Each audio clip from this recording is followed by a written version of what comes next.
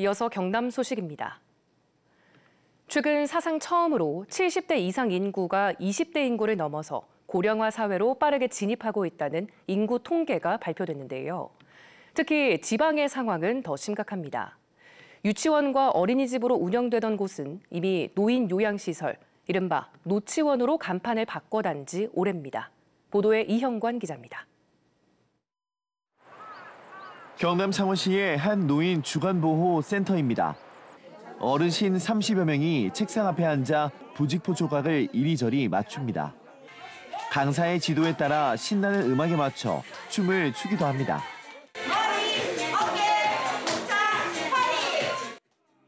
이곳은 불과 5년 전만 해도 어린이들이 뛰어놀던 유치원이었습니다.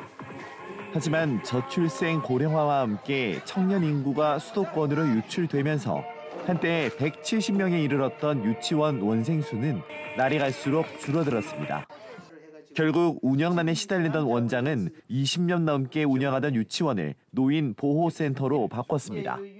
2019년에 28명밖에 안 되면 운영이 도대체 안 되는 거죠. 이 동네에 애들이 없으니까 지금 태어나지를 않기 때문에 애들이 없어요.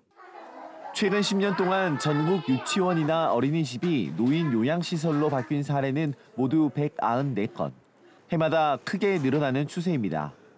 전국 17개 시도 가운데 경남을 포함한 8곳은 65살 이상 고령 인구가 전체의 20%를 넘는 초고령 사회에 접어들었습니다.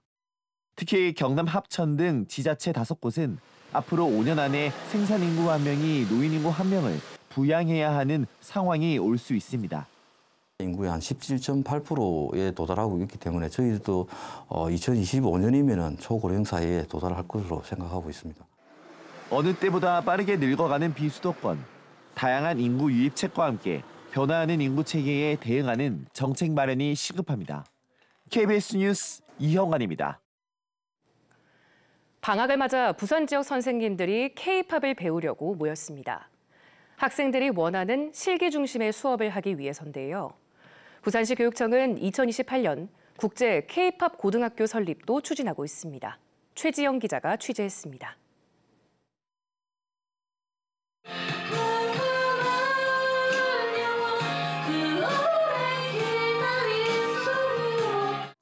반주에 맞춰 한 대목 한 대목 꾹꾹 눌러 담아 노래를 부릅니다.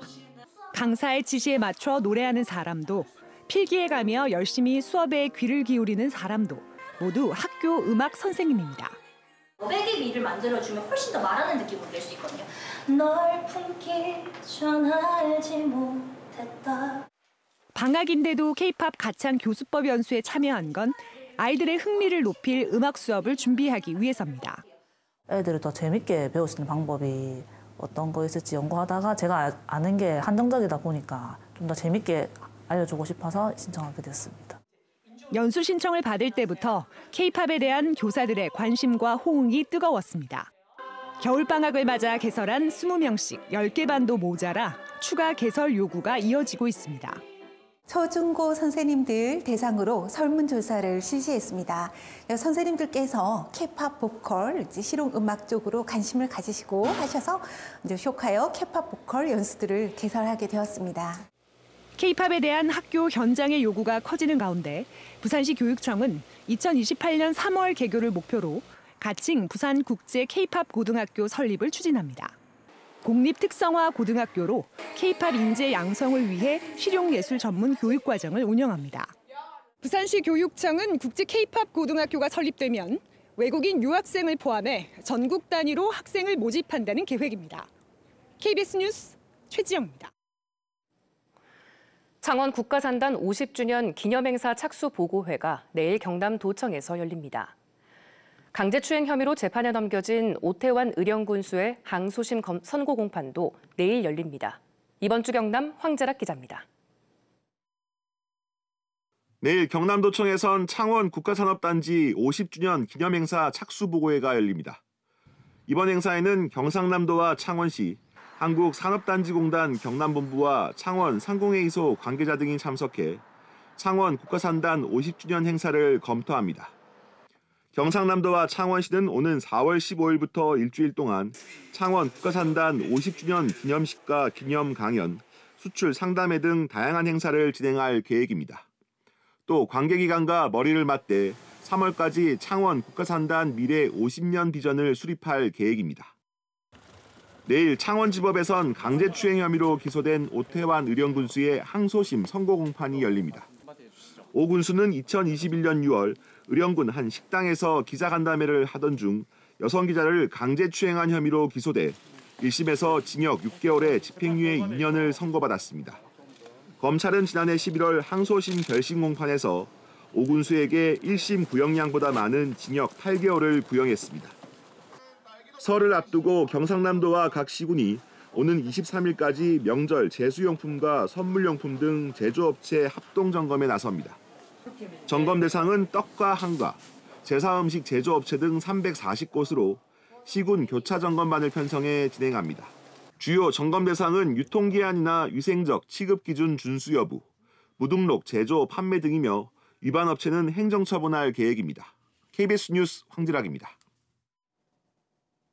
오늘은 나가실 때 따뜻한 옷차림 준비해 주셔야겠습니다. 현재 기온 창원이 0도, 거창이 영하 2도를 보이는 등 쌀쌀하게 출발하고 있는데요. 곳곳으로 바람이 강하게 불면서 체감온도는 이보다 1에서 4도가량 낮아 더욱 춥습니다. 다만 한낮에는 기온이 올라서 9도 안팎으로 예년보다 높겠습니다. 내일까지는 우리 지역에 반짝 추위가 이어집니다. 내일 창원의 아침 기온이 영하 4도까지 뚝 떨어지는 등 무척 춥겠는데요. 모레부터는 기온이 다시 올라서 영상권을 회복하겠고 이후 이번 주 큰 추위는 없겠습니다. 오늘 우리 지역의 하늘 고기압의 영향권에서 종일 맑게 드러나겠습니다. 다만 곳곳으로 순간풍속 초속 15m 안팎의 강한 바람을 유의하셔야겠는데요. 각종 시설물 점검 등 안전사고에 각별히 유의해 주셔야겠습니다. 자세한 지역별 기온 살펴보겠습니다. 현재 기온 창원이 0도, 김해가 1도를 보이고 있습니다. 한낮에는 창원이 8도, 함안이 9도로 어제보다 4에서 6도가량 낮겠습니다. 서부 지역도 진주가 0도, 합천이 영하 2도로 출발하는 아침이고요. 한낮에는 진주가 9도, 산청 7도 예상됩니다. 바다의 물결은 동해남부 먼바다에서 최고 3.5m로 거세게 일겠습니다. 우리 지역은 목요일부터 비가 시작돼 금요일까지 이어지겠습니다. 날씨였습니다. 어제 오후 3시 10분쯤 부산시 강서구 부산신항 남컨테이너 부두에서 정박하는 배가 바다로 떠내려가지 않도록 묶는 호줄을 걷어내는 작업을 하던 트럭이 바다에 빠졌습니다.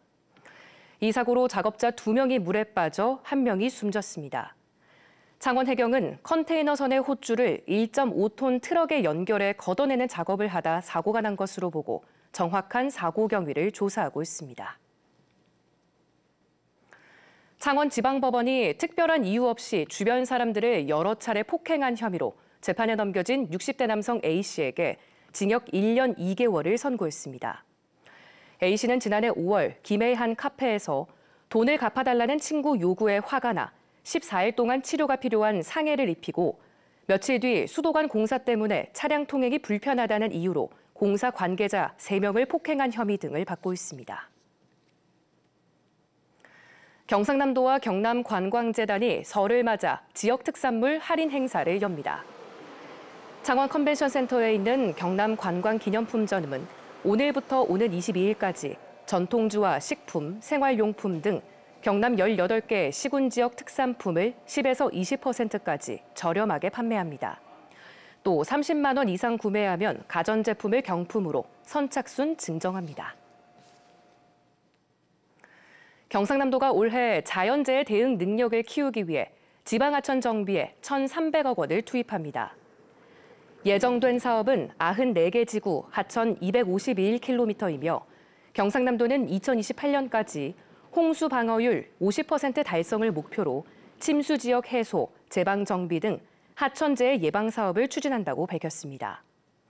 경상남도는 지난해까지 지방하천 종합정비 계획에 따라 671개 지방하천 가운데 252지구에 1조 8천억 원을 투입해 하천 정비를 해왔습니다. 창원시가 길고양이를 둘러싼 갈등 해소를 위해 길고양이 공공급식소를 운영합니다. 창원시는 공공기관이나 공원, 아파트 등 설치에 문제가 없다고 판단한 50곳에 길고양이 공공급식소를 설치하고 운영한다고 밝혔습니다. 창원시는 길고양이에게 먹이를 주는 행위를 두고 주민들이 갈등을 빚자 지난해 성산구 삼정자 공원에 공공급식소를 시범 운영하고 갈등 해소에 도움이 된 것으로 판단했습니다. 사천시가 중소기업을 대상으로 한 자금 융자 규모를 지난해 60억 원에서 올해 100억 원으로 늘립니다. 기업당 융자 한도액은 최대 5억 원이며 융자 지원 금액은 심의위원회를 통해 최종 결정됩니다. 또 중소기업이 금융기관에서 대출받은 이자를 최대 3.5%까지 지원합니다. 지난해 경남FC 선수 1인당 평균 연봉이 1억 2,300여만 원으로 K리그2 12개 가운데 5번째로 높은 것으로 나타났습니다. 한국프로축구연맹이 발표한 자료를 보면 지난해 경남FC 연봉 총 지출액은 전년도보다 20% 줄어든 45억 2천여만 원으로 집계됐습니다. K리그2 12개 구단의 1인당 평균 연봉은 1억 800여만 원으로 구단별로는 부산 아이파크가 가장 많았고 서울 이랜드FC와 FC 안양, 전남 드래곤즈, 경남FC 순이었습니다. 뉴스를 마칩니다. 시청해주신 여러분 고맙습니다.